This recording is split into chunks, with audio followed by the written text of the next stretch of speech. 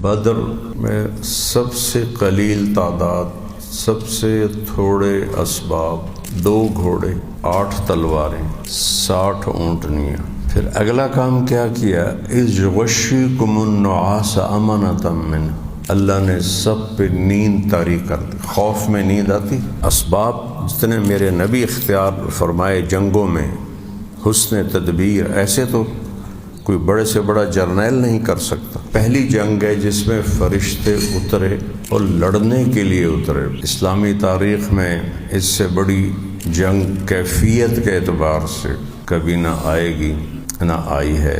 بارش کیوں آئی؟ لِیُطَہِّرَکُم بِہِ، طہارت حاصل کرو۔ وَيُذْهِبَ عَنْکُم رِجْزَ الشَّیطَانِ، شیطانی وسوسوں کو بارش کے ذریعے سے صاف کر دیا۔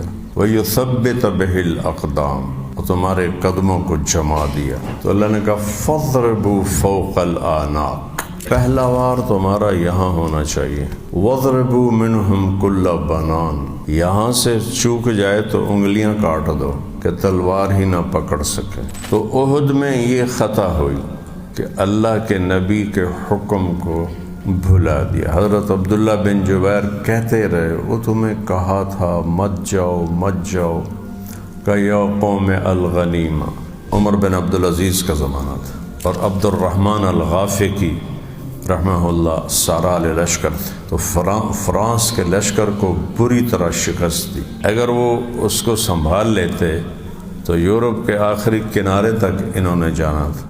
ہر بار کی طرح اس رمضان المبارک میں بھی مولانا طارق جمیل صاحب کی زبانی پروگرام ملاحظہ کیجیے۔ رمضان المبارک کی ہر رات تراویح کے بعد